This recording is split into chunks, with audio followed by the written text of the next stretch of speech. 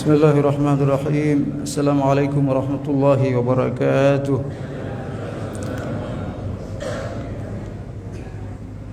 Alhamdulillahilladzi anzala ala abdihi alkitaba wa lam yaj'al lahu 'iwaja. Alhamdulillahilladzi faddalana ala katsirin min 'ibadihi almu'minin. Asyhadu an la ilaha illallah wahdahu la syarika lah. وأشهد أن محمدا عبده ورسوله من لا نبي ولا رسول بعده اللهم صل وسلم وبارك على هذا النبي الكريم نبينا وشفيعنا وحبيبنا وقرة أعيننا محمد صلى الله عليه وعلى آله وصحبه أجمعين أما بعد. Bapak, ibu-ibu jemaah subuh Masjid Al-Ikhlas yang dirahmati Allah Subhanahu wa taala. Alhamdulillah, kita bersyukur pada Allah atas nikmat rahmat karunia-Nya kepada kita. Dan subuh hari ini kita dalam kondisi sehat walafiat, alhamdulillah. Semoga Allah SWT menerima salat ibadah salat subuh kita, tahajud kita dan seterusnya insyaallah. Salawat dan salam atas Rasulullah Muhammad sallallahu alaihi wasallam serta para sahabat, keluarganya dan kita semua umatnya yang selalu istiqamah terhadap Islam ini ila yaumil qiyamah. Bapak Ibu yang dirahmati Allah, kita melanjutkan kajian kitab Al-Jawabul Kafi liman sa'ala anil dawa'i syafi, kitab Ibnu Qayyim al-Jauziyah terkait tazkiyatun nafs. Kita sudah sampai pada pasal yang ke-26.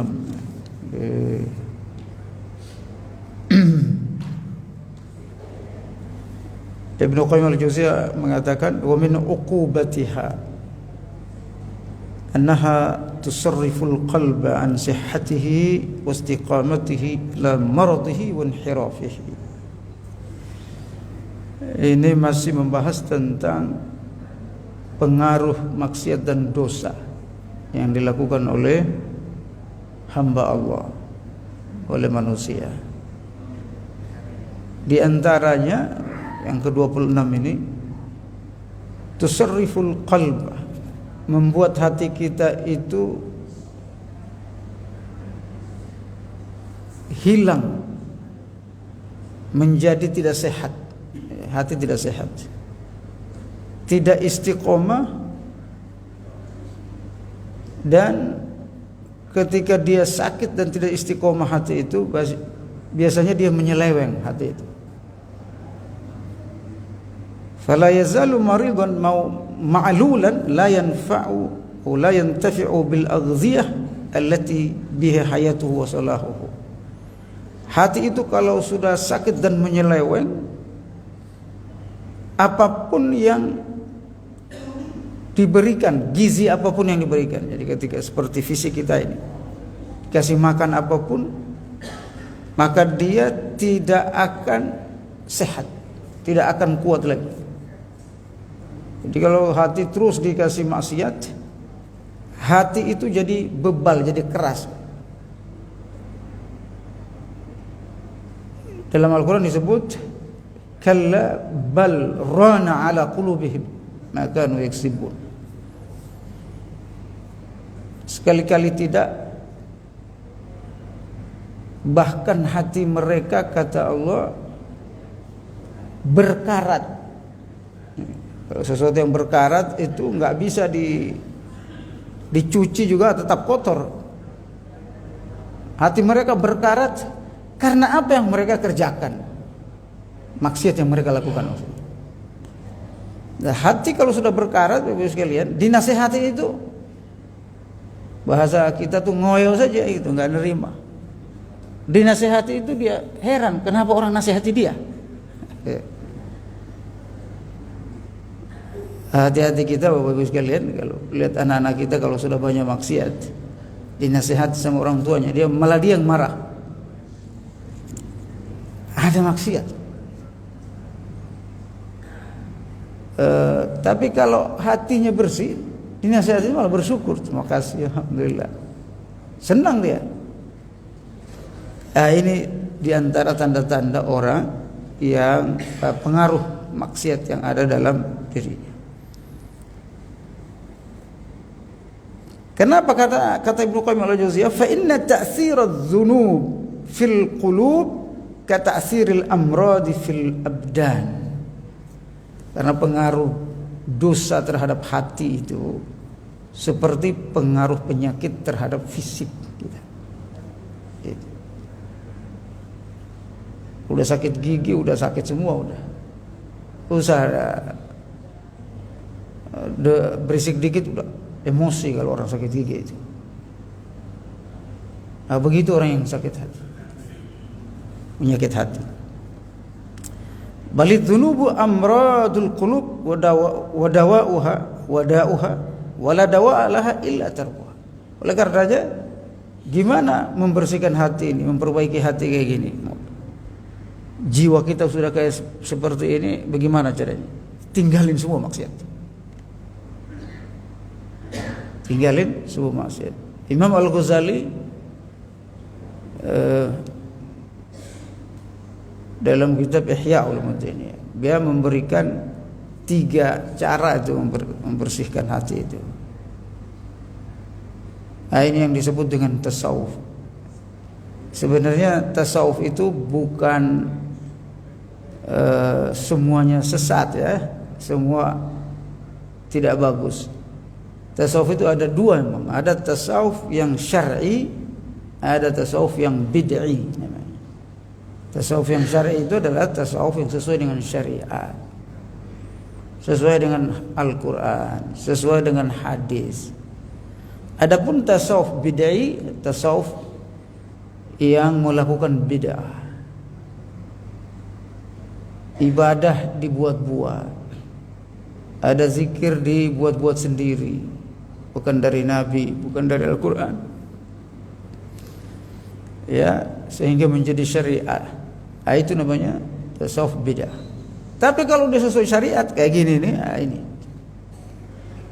terkadang kita itu membutuhkan tasawuf. Memang arti kata tasawuf itu dari kata ahlus suffah, para sahabat yang mengasingkan diri di masjid, termasuk dalamnya Abu Hurairah, riwayat hadis itu. Mereka itikaf di masjid, tinggalnya di masjid, ya, menghindar dari kehidupan dunia. Nah, mereka ini dinafkahi sama Rasulullah SAW, selalu bertemu Rasulullah. Makanya Abu Hurairah itu paling banyak meriwayatkan hadis karena sering bertemu Rasulullah SAW. Pokoknya Rasulullah kalau di masjid pasti ketemu. Bahkan diminta Rasulullah SAW untuk membantu masalah-masalah pekerjaan-pekerjaan pribadinya. Kata Abu Hurairah, saya itu sampai-sampai kalau Nabi SAW pergi, maaf, buang air, itu saya jaga. Gitu. Makanya hadisnya paling banyak Abu Hurairah. Walaupun dia bersama Rasulullah kurang lebih 2-3 tahun. Ahlus suffah, mereka ini Bapak Ibu sekalian dirahmati Allah, menjaga hatinya semua, bersih dari hati, bersih dari syakwa sangka, bersih dari seluruh penyakit hati.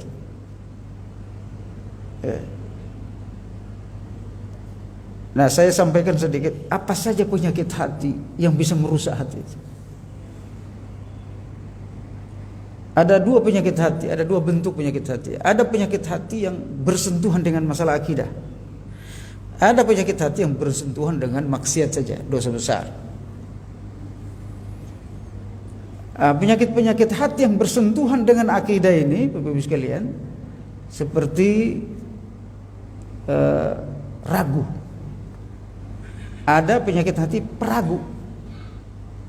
Pokoknya bawaannya hatinya itu sulit untuk meyakini sesuatu. Kepada Quran, bacain Quran, ini Quran benar nggak? Ragu. Yang disebut dengan asyukuk, keraguan hati. Dengar nasihat ragu, benar nggak ini Ustaz? Apa saja ragu. Sampai sama istrinya juga mungkin dia ragu. Ini penyakit Bapak sekalian. Bukan dia bikin-bikin, enggak. Ada penyakit seperti itu. Tidak mudah yakin orang. Dengar hadis, dengar Quran, tidak mudah percaya. Apa saja dari orang yang dia dengar enggak mudah percaya. Makanya Al-Quran Bapak Ibu sekalian, pertama kalau kita baca Quran itu setelah Al-Fatihah. Al-Fatihah itu kan puji-pujian, lalu kemudian doa-doa. Setelah itu surah Al-Baqarah. Dalam surah Al-Baqarah itu Allah Subhanahu wa taala ketika ingin menyampaikan Quran kepada manusia, apa kata Allah? Zalikal kitabul la raiba fihi. Itu Al-Quran, kitab Al-Quran tidak ada keraguan di dalamnya. Allah ingin menghilangkan keraguan dulu. Quran ini tidak akan bermanfaat apa-apa bagi kita kalau kita ragu, kalau kita nggak yakin. Nah, ini penyakit asyukuk ini, keraguan ini Bapak Ibu sekalian, berbahaya sekali. Ragu semuanya, apalagi hidup akhirat, barzakh, dinasihat itu. Apa sih yang gaib, yang enggak kelihatan kok dikasih tahu. Makanya kita berdoa kepada Allah selalu harus menghilangkan keraguan-keraguan. Ya. Kalau para sahabat, Bapak Ibu, para tabi'in, salafus saleh, tidak ada lagi penyakit ini. Enggak punya penyakit ragu sedikit pun. Sehingga ketika mereka, kata Ibnu Mas'ud, Abu Bakar Siddiq, Umar bin Khattab dan seterusnya itu, ketika Rasulullah SAW bersabda, mereka enggak angkat kepala, enggak bisa lihat matanya Rasulullah, tunduk dan dengar apapun yang disampaikan oleh Rasul. Apa yang dikatakan oleh Rasulullah SAW adalah sabda yang harus dipegang, diyakini. Kata Rasulullah SAW A, B, B. Itu para sahabat pernah yakin, langsung masuk ke hati, langsung masuk ke perasaan, ke jiwanya. Udah gak lagi dicerna apa ini ya, macam-macam. Kata Ibnu Mas'ud radhiyallahu anhu,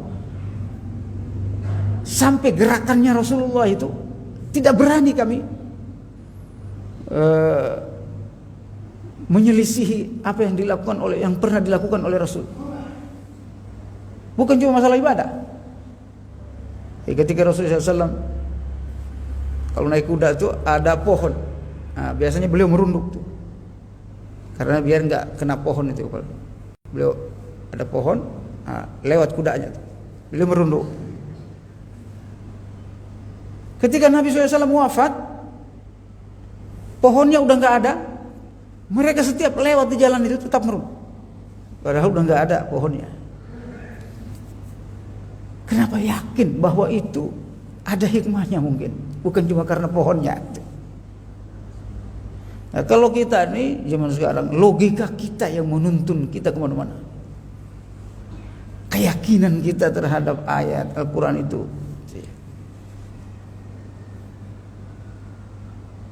Baik Bapak sekalian, kalau disebut kita berzikir, kalau kita berzikir 100 kali sehari, misalnya subhanallah, alhamdulillah, wa la ilaha illallah, Allahu akbar, rizkinya akan dimudahkan. Gak percaya orang, Pak.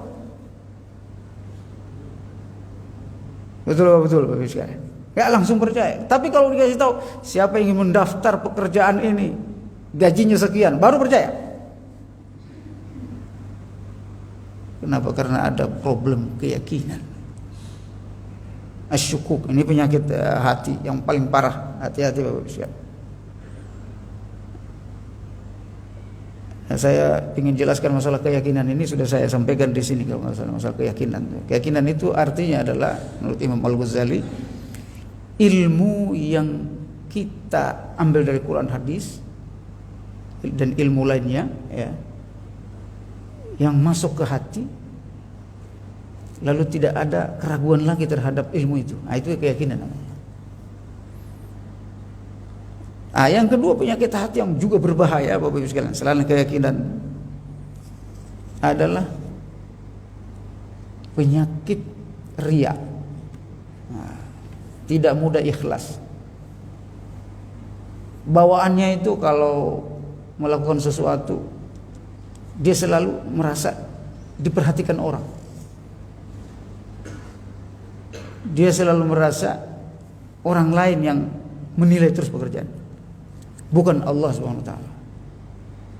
Jalan kemana-mana tuh karena orang. Ngapain aja karena orang. Itu namanya riya. Ini juga penyakit hati yang berkaitan dengan masalah akidah.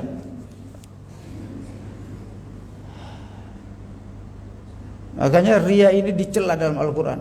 Alladzina yura'una wa yamna'una al-ma'un. Di antara ahli neraka itu orang selalu riya itu. Oleh karenanya harus ikhlas. Kita ngapain itu karena Allah, enggak usah karena orang. Mau ke masjid, mau zikir, mau baca Quran, apa segala itu, mau sedekah dan sebagainya, bodoh amat orang, karena Allah. Harus berani seperti itu sekalian, menghilangkan penyakit itu. Nah, ada yang penyakit disebabkan oleh maksiat, dosa besar. Selalu makan riba itu juga merusak hati, Pak. Makan yang haram itu merusak hati. Bermaksiat, ya, itu merusak hati. Bapak-Ibu sekalian dirahmati Allah Subhanahu wa taala. Hati, penyakit-penyakit ini bisa merusak hati. Kalau sudah merusak seperti itu, kata Ibnu Qayyim al-Jauziyah, parah, enggak bisa. Selalu dia berada pada penyesatan. Selalu saya sampaikan juga di sini bahwa di Indonesia ini mudah banget aliran sesat. Itu karena banyaknya penyakit hati. Ya. Aliran sesat di Indonesia 300 lebih, Pak. Semua punya pengikut. Kenapa? Karena hati kotor. Kata Allah dalam Al-Quran itu, dalam surat Al-A'raf itu, wa iyyaraw sabila rusdi la yattakhiduhu sabila. Orang yang hatinya rusak, yang penyakit itu, berpenyakit itu, kalau dia melihat kebaikan, petunjuk, hal positif yang baik, dia tidak ambil sebagai petunjuk. Sebaliknya, wa iyyaru sabilal ghayyi yattakhiduhu sabila. Kalau dia lihat yang kurang bagus tapi keren gitu kelihatannya, nah itu dia ambil sebagai petunjuk. Dia lihat yang sesat, dia ambil petunjuk sebagai petunjuk. Ini yang menyebabkan, Bapak-Ibu sekalian, kesesatan. Lalu kemudian kata beliau, wa qad ajma'a as-sa'iruna ila Allah anna al-qulub la tu'ta manaha hatta tasilu ila maulaha. Hati ini ternyata selain tadi meninggalkan penyakit-penyakit hati tadi, hati ini tidak akan sampai kepada Allah, tidak khusyuk kepada Allah. La tu'ta manaha, tidak akan diberikan kesehatannya, kebaikannya, kekhusyuannya selama dia tidak sampai kepada Allah. Kalau dia tidak sampai kepada Allah, ini maksudnya apa ini, Bapak sekalian? Kalau hati kita mau bersih kembali, selalu mengingat Allah.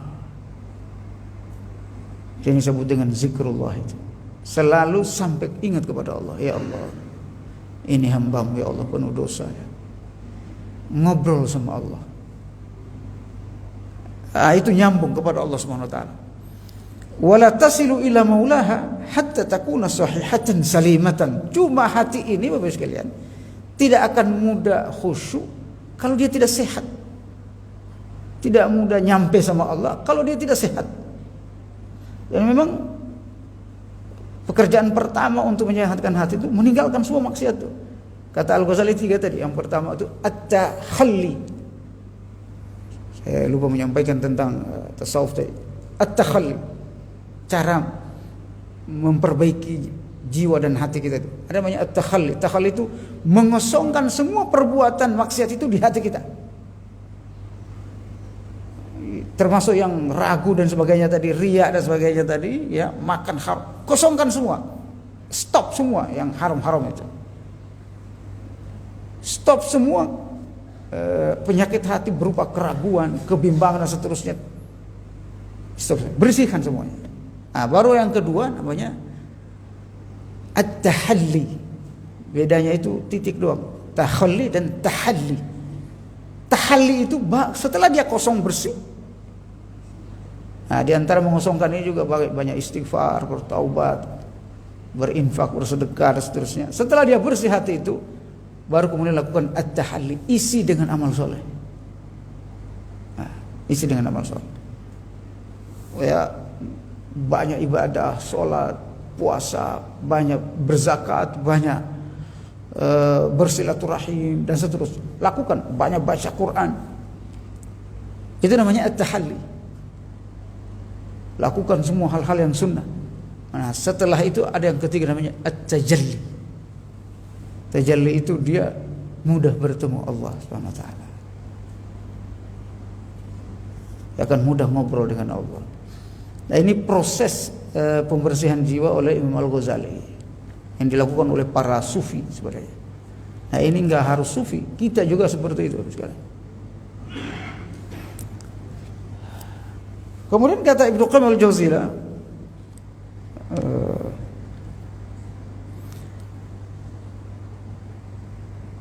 wa kama anna man naha nafsahu 'anil hawa kanatil jannatu ma'wahu fa kana yakunu qalbuhu fi hadhihi ad-dar fi jannatihi la yushbihu na'imu ahliha na'iman albatta. Jiwa hati yang dipenuhi oleh hawa nafsu itu, Bapak sekalian, akan hidupnya itu kan sengsara, neraka jahanam. Nerakanya itu dari dunia sudah ada, bukan nanti di akhirat. Nerakanya itu apa? Gelisah, bimbang. Itu orang yang penyakit hati. Jadi bukan enak orang yang punya penyakit hati itu. Bukan cuma dia enggak khusyuk, tapi gelisah, bimbang, enggak bisa tidur, macam-macam. Penuh ketakutan, kekhawatiran. Maka dia seperti neraka. Nah, begitu juga sebaliknya, hati yang sehat itu dia seperti di surga. Kanatil jannatu ma'wahu. Tempatnya surga. Makanya kata Allah, qad aflaha man zakkaha. Sungguh telah beruntung orang yang membersihkan jiwanya. Para ulama tafsir mengatakan qad aflaha di sini maksudnya masuk surga. Wa qad khaba man dassaha, dan sungguh telah merugi orang yang merusak, mengotori jiwanya, hatinya tadi. Merugi di sini maksudnya neraka jahanam. Bahkan kata Allah Subhanahu wa taala dalam Al-Qur'an, orang yang hatinya bersih itu selalu penuh keceriaan, kenyamanan, kesenangan. Innal abrara lafi na'im. Orang-orang baik itu selalu berada pada nikmat. Wa innal fujara lafi jahim. Sesungguhnya orang jahat, hatinya kotor tadi, dia berada di neraka jahanam. Auzubillah. Nah, beliau Ibnu Qayyim Al-Jauziyah menyampaikan kenapa ada azab hati di dunia ini, ada nikmat hati seperti surga di dunia ini. Ini sebenarnya tergantung hati kita mau cinta Allah atau tidak. Nah, beliau ilustrasikan begini. Ini penelitian beliau, Bapak sekalian. Ibnu Qayyim Al-Jauziyah memang luar biasa meneliti hal-hal yang jelimet seperti ini.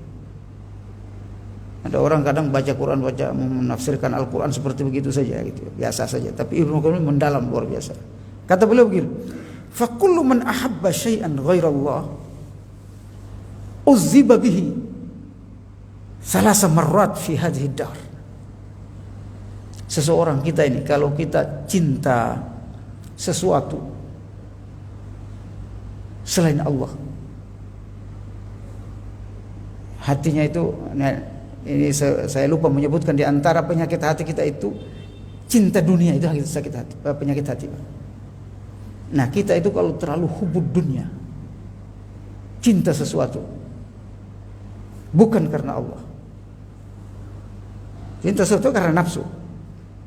Misalnya kita cinta satu jabatan, saya pingin banget jabatan. Kata Ibnu Qayyim Al-Jauziyah, dia akan diazab oleh Allah dengan 3 hal. Yang pertama, fahuwa yu'adzibu bihi qabla husulihi hatta yahsul. Dia akan diazab dengan kegelisahan untuk mendapat jabatan itu. Dia harus memfitnah orang, dia harus melakukan yang haram. Itu azab, kata Al-Jauziyah. Jadi ketika dia mau dapatkan kedudukan itu, dia menderita untuk melakukan itu. Segala hal dia gelisah, tidak bisa tidur. Kenapa saya belum sampai? Kenapa? Karena dia cintanya bukan karena Allah, jabatan. Yang kedua, fa iza hasala uzziba bihi hala husulihi bil khauf min salbihi wa fawatihi. Kalau dia udah sampai pada jabatan itu, dia azab yang kedua. Apa itu azabnya? Dia khawatir hilangnya kedudukan ini. Kekhawatiran itu nggak bisa membuat dia nggak bisa tidur. Dia jaga kedudukannya dan dia lakukan apa saja untuk menjaga kedudukannya itu. Mau sogok kayak, mau menjilat kayak, terserah. Yang penting abadi ini kedudukan. Ini azab kedua. Azab ketiganya apa? Wa anwa'u min al-azab fi hadhihi al-mu'aradat fa iza suliba ishtadda 'alaihi azabu. Kedudukannya yang dia pertahankan dengan segala cara tadi, itu akan membuat negatif pada kehidupannya. Difitnah orang. Kayak yang kemarin 300 triliun itu ya. Istrinya sendiri yang ngomong. Itu azab ketiga. Kenapa? Dia akan dilihat orang jelek. Dia dilihat orang membohong. Dia akan dinilai orang. Ini pemandangan ini sehari-hari sudah kita lihat di Indonesia ini, Pak. Bagaimana orang mencapai kedudukannya dengan segala macam cara yang tidak halal. Azab ketiga ini apa? Orang caci maki tiap hari. Azab. Kenapa? Karena dia mencari kedudukan itu bukan karena Allah. Ya, dia tidak melakukan sesuatu yang dicintai oleh Allah. Bapak Ibu sekalian, apa saja, bukan cuma kedudukan. Dapat mau beli ini dengan segala macam cara. Azab tiga. Itu baru di dunia. Kata Ibnu Qayyim, ini hanya di dunia. Fahadhihi salasa anwa'in min al-azabi fi hadhihi ad-dar. Ini hanya di dunia. Wa amma fil barzakh fa azabu yuqarinuhu alamul firaq allati la yarju audah wa alamul fawad ma fata min an-na'im al-azim bi istighwalihi bididdihi.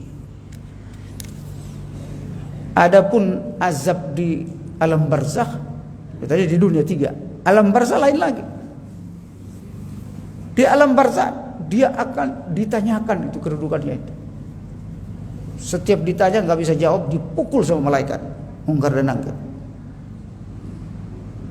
Ada riwayat mengatakan ketika dipukul oleh Munkar dan Nakir itu dia tenggelam ke bumi 7 lapis bumi, saking kencangnya dipukul tuh. Lalu kemudian dicungkil lagi sama malaikat, pukul lagi. Itu masih di alam barzakh. Azab yang berikutnya adalah dia kesedihannya meninggalkan jabatan yang sudah dia pertahankan dengan segala macam cara. Masya Allah. Saya sampai sekarang itu sedihnya itu melihat teman sendiri, kenal itu ya. Dia punya segala-galanya. Dan itu yang dia banggakan. Kedudukannya, yayasannya, katanya itu ya. Pokoknya perusahaannya itu tidak jalan kecuali dia. Saya lihat persis ketika dia meninggal dunia, meninggalkan hartanya itu, kedudukannya, perusahaannya dan seterusnya itu. Ternyata Bapak sekalian, dia dikafani dengan kain kafan yang harga 150.000. Tidak ada yang dia bawa. Tidak ada apapun dari hartanya yang dia usahakan siang malam itu. Tidurnya cuma 2 jam, 3 jam. untuk mengusahakan kedudukan harta dan sebagainya. Tidak ada. Yang dia bawa hanya kain kafan 150.000. Nggak bisa menolongnya sama sekali. Saya lihat terusnya, Masya Allah, diantar ke kuburan begini cuma. Ini Bapak Ibu sekalian dirahmati Allah, kenapa kita itu disunahkan menyolatkan orang meninggal, bertakziah kepada orang yang meninggal, menjenguk orang yang meninggal, bahkan sampai mengantarkannya ke kuburan, biar pelajaran itu jalan terus. Ya Allah, coba begini doang ini hidup, akhirnya begini. Nah, saya itu ikut dari awal itu orang yang sukses di dunia itu, Masya Allah, dia tinggal semuanya. Karena saya lihat persis, saya karena dekat ya, bagaimana beliau siang malam menjaga perusahaannya, gak tidur, telepon, tapi ketika meninggal tidak ada yang dapat. Dibanding dengan orang-orang, alhamdulillah Allah karunia rezeki dan seterusnya, dia nyaman hidup. Ini semua milik Allah. Dia belanjakan hartanya dengan bebas.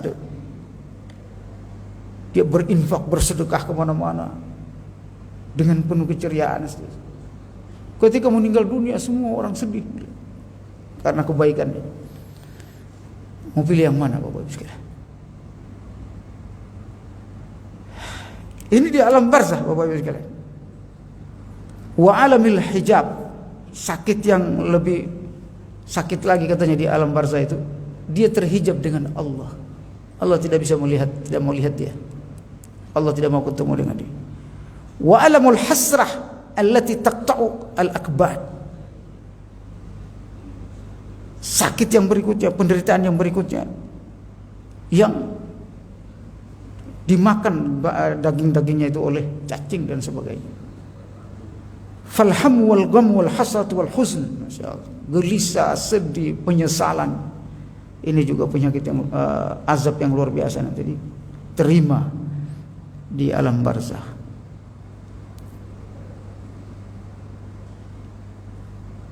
Wa yaqulul akhar, oleh karenanya Bapak sekalian, orang yang tadi hatinya bersih, tidak ada beban dunia, ya, ibadah nyaman, harta ada, tetapi dia menganggap ini semua milik Allah, ikhlas dan sebagainya. Yang bersih hatinya tadi saya sampaikan. Kata beliau apa?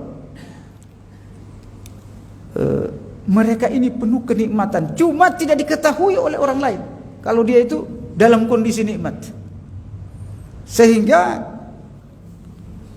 para ahli salaf berkata, "Lau ya'lamul muluk wa abna'il muluk ma nahnu fihi lajaladuna alaihi bisuyuf." Seandainya para raja, para penguasa itu, para konglomerat itu tahu nikmat hati kita yang bersih itu, ya, makan apa aja enak, ya, kemudian tidur nyaman, tidak ada kegelisahan,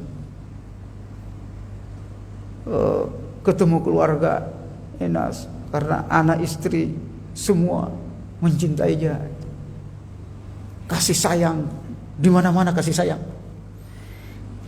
Kata para Rasulullah salafus saleh, kalau seandainya para raja, para konglomerat tahu nikmat itu, maka dia akan rebut nikmat itu karena mereka tidak pernah rasakan itu. Mereka akan rebut dengan kekuasaan dan pedang mereka kalau mereka tahu. Cuma mereka kagak tahu nikmat ini. Nikmat keyakinan, Bapak Ibu, kebersihan hati. Nah, ini materi ini Bapak Ibu sekalian, tidak hanya teori tetapi mari kita praktekkan. Bagaimana cara mempraktekkan membersihkan hati itu? Salah satu caranya adalah cara kiatnya, salah satunya sering-sering menghususkan waktu berdua sama Allah. Ini kata-kata Ahmad bin Hanbal. Kalau mau istiqomah, mau hati bagus, bersih, mau khusyuk, selalu ingat akhirat. Sering-sering mengkhususkan waktu berdua sama Allah.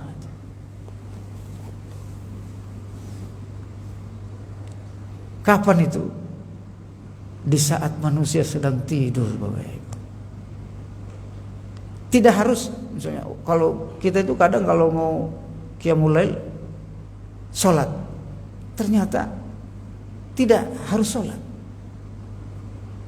Qiyamul lail itu kata para ulama, qiyamul lail, menghidupkan malam, bukan hanya sholat, tetapi kita berdua sama Allah, berzikir, seperti ngobrol dengan Allah. Ya Allah, ini hamba-Mu ya Allah, saya hari ini banyak dosa, sudah banyak dosa ya Allah, banyak maksiat yang saya lakukan, mengaku diri salah dengan Allah. Itu sudah qiyamul lail, Bapak Ibu. Lalu baca Quran, lewat ayat-ayat azab, lalu kemudian menangis, itu sudah qiyamul lail. Jadi qiyamul lail itu tidak hanya sholat, tetapi ngobrol dengan Allah, baca Quran, berzikir, itu qiyamul lail. Sering-sering Bapak Ibu, apalagi kita di sini 40 tahun ke atas, 50 tahun ke atas. Jangan sering-sering dengan dunia terus. Sering-sering bersama Allah. Pilih waktu yang nyaman. Setiap kita itu ada waktu yang nyaman. Kapan? Saya biasanya ba'da subuh nyamannya. Silakan. Ini pengaruh banget Bapak Ibu sekalian. Saya ini nggak ceramahin saja, tetapi ini pengalaman. Lepaskan semua kesibukan dunia. Kalau bisa suara mobil, suara orang itu nggak terdengar lagi. Yang ada itu suara akhirat saja.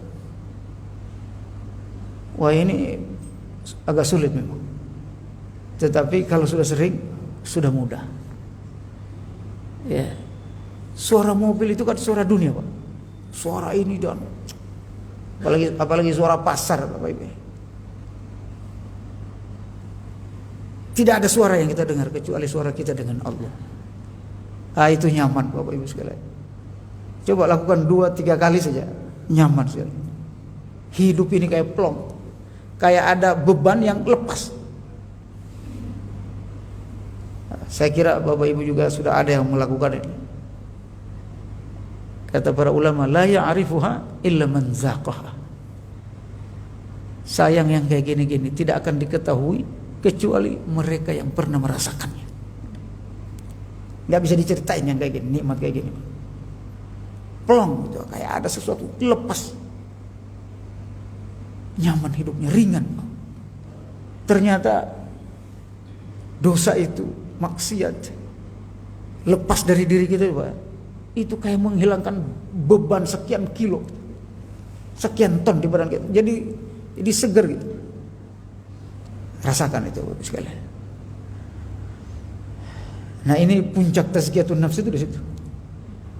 Tidak akan terjadi tazkiyatun nafs sebelum kita merasakan nikmatnya lepasnya dosa itu, lalu kemudian ringannya badan kita, cerianya, damainya hati kita dengan Allah. Baca Quran dikit itu Pak, kalau orang yang sudah damai hati, nangis Pak. Dengar ceramah dikit itu nangis. Karena hati bersih.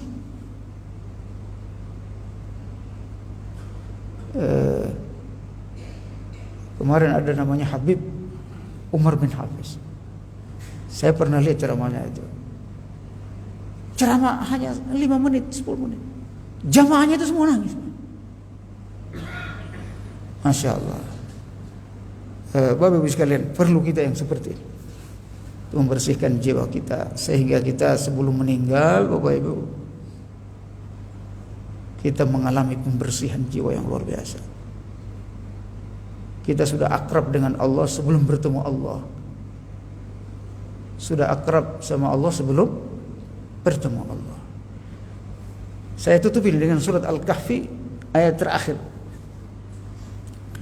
Apa kata Allah SWT? Faman kana yarju liqa'a rabbih.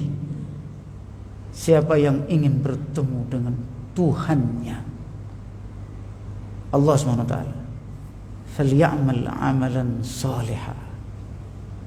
Hendaknya dia beramal soleh, beribadah. Wala yusyrik biibadati rabbih. Syaratnya kalau bertemu Allah selain beramal soleh, yang kedua tuh tidak melakukan sekutu kemusyrikan dalam ibadahnya. Apa maksudnya dalam ibadah musyrik? Kok musyrik ibadah, kok musyrik? Tidak niatnya yang lain-lain kecuali Allah. Pikirannya tidak ada yang lain ketika sholat kecuali Allah.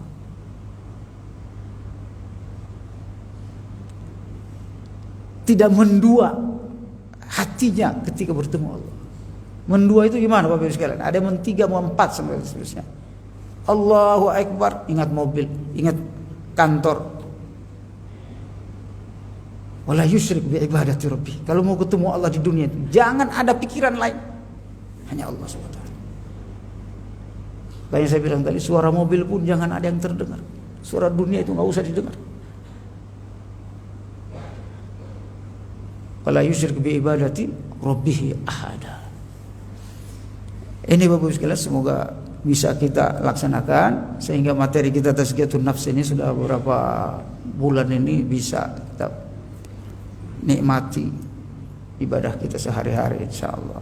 Wallahu a'lam bishawab. Kalau ada yang ditanyakan sebelum syuruk, sudah syuruk Pak?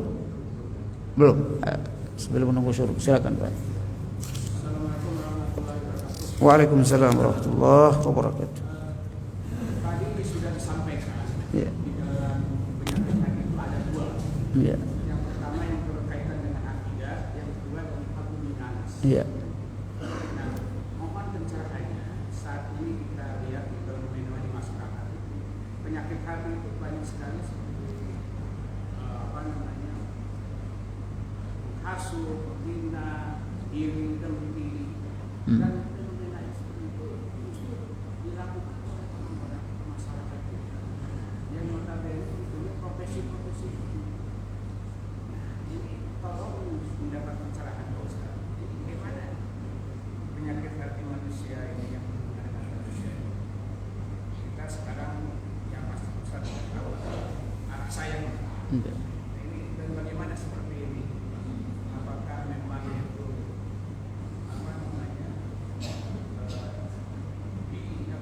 di dalam Al-Quran dan sebagainya dilakukan, dibolehkan hal-hal seperti ini? Ini yang berprofesi juga.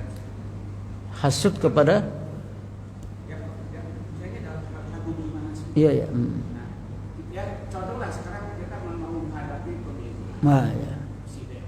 Kita saling gontok-gontokan dan sebagainya dengan melakukan itu. Nah, ini bagaimana fenomena seperti ini? Iya. Terima kasih. Sama-sama Pak sekalian. Di antara memang jenis hati yang parah itu Bapak sekalian, jenis penyakit hati yang parah yang diakibatkan karena dunia, permasalahan akidah, karena hubungan kita dengan manusia, itu penyakit hasud, al-hasad. Maka sampai-sampai Allah SWT menurunkan satu surat untuk membereskan hasud ini. Surat apa itu? Qul a'udzu birabbil falaq min syarri ma khalaq min syarri ghasiqin idza waqab wa min syarri an-naffatsati fil 'uqad wa min syarri hasidin. Orang yang hasud sama kita baca ayat ini, surat ini. Kenapa? Karena hasud ini Bapak Ibu sekalian, saya jelaskan dulu bahaya hasud. Ada namanya ainul hasud. Saking parahnya penyakit ini Pak, mata yang penuh hasud, melihat sesuatu bisa rusak sesuatu yang dia lihat itu dengan ainul hasud itu. Kenapa ada bayi biasanya sakit? Karena digendong orang lain atau dilihat orang sakit. Kok panas badan? Karena dia melihat anak itu dengan hasud, sakit anak. Bahkan bisnis kita itu bisa hancur kalau sering dilihat oleh orang dengan hasud. Nah, bagaimana ini fenomena hasud? Bahayanya dahsyat.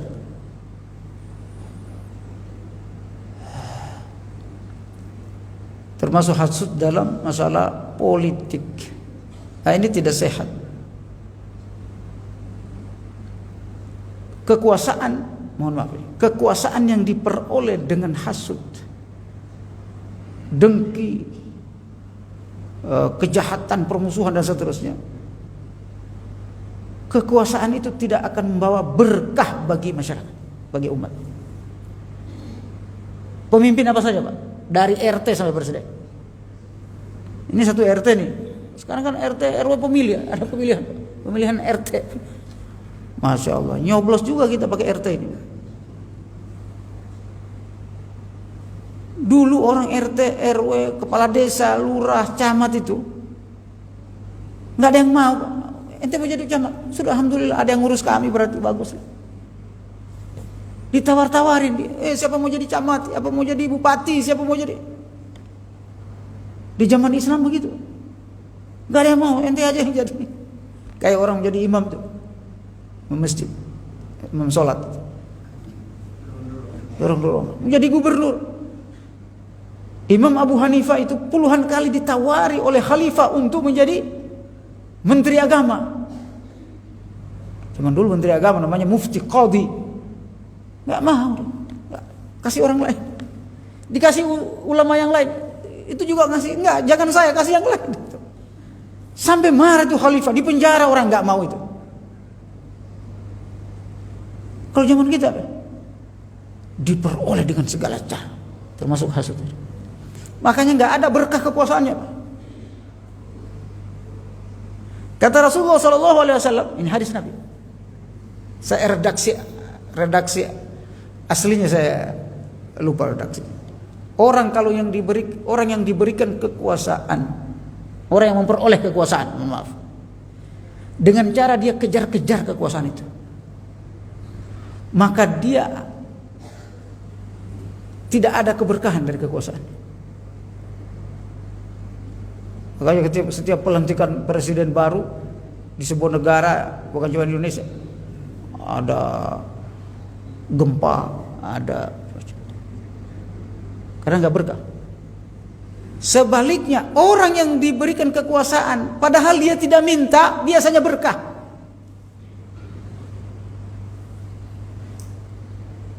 Umar bin Abdul Aziz itu lagi, karena dia masih muda, gubernur waktu itu, gubernur Irak, lagi begini, bercengkrama dengan istrinya, anaknya, dengan umatnya, lagi berdakwah. Ada utusan khalifah, presiden datang, disuruh harus ke pusat, ke ibu kota negara. Ngapain? Nggak tahu, pokoknya datang aja. Ketika datang di sana, ternyata khalifahnya meninggal. Ketika khalifahnya meninggal, dia meninggalkan wasiat. Orang dulu selalu ada wasiat, surat. Dibacalah surat. Khalifah Marwan meninggal dunia. Khalifah Marwan waktu itu meninggal dunia. Beliau meninggalkan wasiat. Tidak ada yang tahu wasiatnya kecuali dia. Kecuali meninggal. Sekarang saya bacakan sebagai juru bicara negara. Bacakan. Bismillahirrahmanirrahim. Kalau saya meninggal dunia, maka yang harus menjadi pengganti saya adalah Umar bin Abdul Aziz. Dia nggak nyangka kalau ditunjuk. Kalau kita zaman sekarang girang, lompat-lompat langsung pesta pora kan begitu. Tapi Umar Abdul Aziz menangis luar biasa. Ini bukan nangis-nangisan ini, Pak. Benar-benar nangis. Dia datangi yang baca itu. Ini nggak bisa dianulir ini, dihapus. Ini banyaknya orang tokoh hebat di sini. Kenapa saya yang ditunjuk? Setelah ditunjuk itu sekalian, tidak bisa dianulir, ini wasiat. Kecuali dia hidup lagi, baru. Sakitnya itu berbulan-bulan. Sakit, kurus, sampai istrinya ini sedih. Kenapa kamu sakit? Bagaimana saya nggak sakit ini? Amanah berat seperti ini yang saya harus bertanggungjawabkan di akhirat. Ngurus keluarga saya aja udah khawatir ada tanggung jawabnya di akhirat yang saya harus tanggung jawabkan. Bagaimana ngurus satu dunia? Itu yang dia pikir. Kalau kita sekarang gimana pikirnya? Harus menghasut orang lain, harus menfitnah orang lain untuk naik ke jabatan. Dan itu juga termasuk saya merasakan sendiri, Bapak Ibu. Bagaimana kita dihasut orang lain ketika kita berada di jabatan. Untuk meraih jabatan itu dia memfitnah kita. Dan yang memfitnah kita itu orang paling dekat kita, Pak. Yang pernah kita tolong kadang. Bapak sekalian, ini fenomenanya itu apa? Sakit hati, Pak. Kalau dia bersih hatinya, makanya yang waktu saya nggak usah sebutkan. Ketika saya dihasut itu sekalian, saya temui orang yang menghasut saya. Kamu kenapa saya dibicarakan di belakang orang? Dia pura-pura nyangkal. Siapa Ustaz? Saya langsung konten. Saya ini sama kamu. Kita ini kan dihisab di akhirat. Daripada ini membuat ente dosa, saya turun sekarang, ente naik. Karena jabatan ini untuk mendidik orang, bukan untuk dunia. Kebetulan itu jabatan di salah satu di kampus, Pak, pendidikan. Saya sampaikan begitu langsung orang. Saya turun sekarang, ente naik. Jangan dihasut-hasut, dosa itu. Kita harus berani begitu. Ada orang hasut kita, katanya Anda ngomongin saya begini. Saya naik, turun, Anda naik. Kasih aja jabatan itu. Menunjukkan sebenarnya kita ini apa yang diamanahkan kepada kita ini adalah ibadah, untuk ibadah. Nah, caranya begitu Bapak sekalian. Bersihkan hati. Apapun jabatan apapun yang kita dapati di dunia ini untuk ibadah, untuk khusyuk kepada Allah. Kalau jabatan itu tidak membuat kita khusyuk, tinggalkan jabatan itu, Pak. Karena seluruh tujuan hidup kita itu Allah. Selain Allah itu, kalau dalam ilmu manajemen, selain tujuan itu biasa sarana, Pak, media dan sebagainya, sarana prasarana. Selain itu sarana prasarana. Tujuan utamanya adalah Allah. Kalau semua pekerjaan kita ini tidak menyampaikan sama Allah, ganti itu pekerjaan. Bukan Allah yang diganti, tujuannya yang diganti. Karena kita begitu, tujuan kita yang kita ganti, sarana yang kita pertahankan. Padahal dalam ilmu dunia nggak begitu. Kalau tidak pekerjaan kita ini, sarana yang kita lakukan tidak menyampaikan kepada Allah, ganti sarananya atau perbaiki sarananya sehingga sampai pada tujuan. Kan begitu. Ini kita enggak. Allahnya diganti, tujuannya yang diganti, sarananya yang dipertahankan. Sehingga saya bercanda itu saya sampaikan begitu. Bapak punya istri tidak menyampaikan, istri anak itu sarana apa tujuan? Sarana apa tujuan? Sarana, Pak. Harta, mobil itu sarana. Kalau sarana ini tidak menyampaikan pada tujuan Allah, karena tujuan kita itu inna lillahi wa inna ilaihi raji'un. Kita kembali kepada Allah, menuju Allah. Kalau istri kita tidak menyampaikan kita kepada Allah, diapain sih? Diganti Ustaz. Ada yang lain bilang enggak usah diganti, tambah aja. Sampai begitu radikalnya itu seperti itu. Kalau jabatan RT RW ini nggak menyampaikan kita kepada Allah, Bapak Ibu sekalian, sholatnya jadi telat gitu ya, nggak khusyuk, tinggalkan, ganti, suruh orang lain ambil. Ngapain jabatan itu nggak? Udah jabatannya nggak keren-keren amat, mengganggu hubungan kita dengan Allah. Ngapain, Pak? Perusahaan kita, Pak, usaha kita di kantor seterusnya harus makan riba, harus makan apa? Nggak menyampaikan kita kepada Allah, hati gelisah, nggak nyaman, sholat kagak khusyuk, Bahkan sering ninggalin sholat, tinggalin, ganti agar supaya hubungan kita jadi bagus dengan Allah. Kira-kira siap nggak begini? Kadang kita nggak siap. Tujuannya yang dirubah, sarananya yang dipertahankan. Wallahu a'lam bishawab. Semoga ini bisa bermanfaat. Sudah waktunya kita tutup dengan doa kafaratul majlis. Subhanakallahumma bihamdik, asyhadu an la ilaha illa anta, astaghfiruka wa atubu ilaik. Assalamualaikum warahmatullahi wabarakatuh.